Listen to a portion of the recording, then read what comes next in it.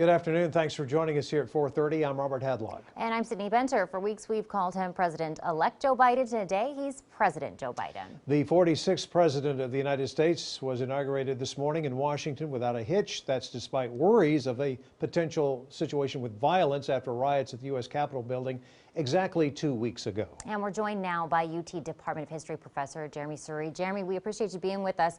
First, can you give us your overall thoughts and impressions from the ceremony we watched today?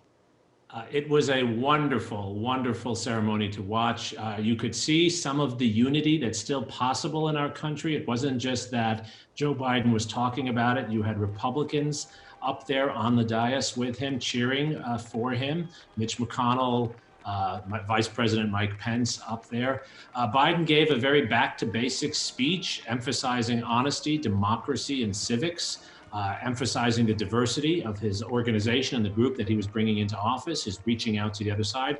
And most significant of all, I think the thing that really stands out, he called on Americans to look deep. It was a very spiritual speech, quoting St. Augustine, asking for us to take a moment of silence for all those families that have suffered through COVID.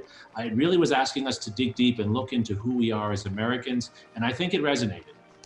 And during our live broadcast of the inaugural this morning, NBC's Chuck Todd mentioned that today was the first time that white supremacy has been mentioned in an inaugural speech. And before we get to your thoughts on that, Dr. Suri, let's take a listen to what Biden had to say about it today.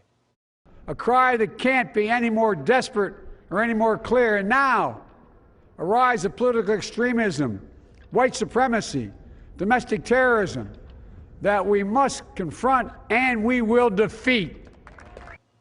Jeremy, that's no doubt a monumental and controversial statement. Yes, President Biden is the first president to call out white supremacy and to associate white supremacy with violence in the way that he did, and terrorism. He used the word domestic terrorism in his speech. We will remember his speech for that. We have had white supremacists as president, but we have never had anyone call it out and identify it as un-American and as the single greatest threat to our country.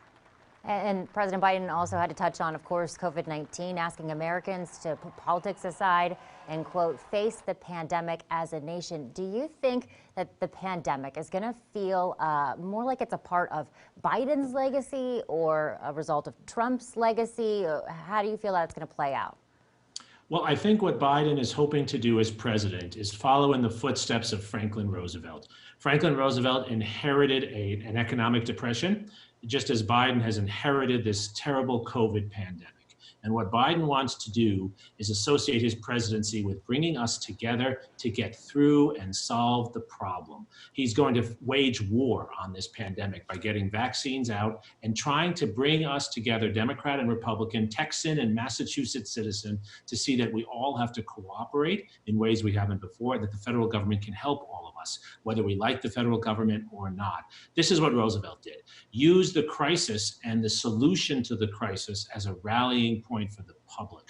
And I think he will be associated, President Biden, with the effort to solve the pandemic, to address it in the way in which his predecessor refused even to acknowledge its existence. University of Texas history professor Dr. Jeremi Suri, thanks for joining us on this historic day in our nation's history. We appreciate it. Thank you for having me on.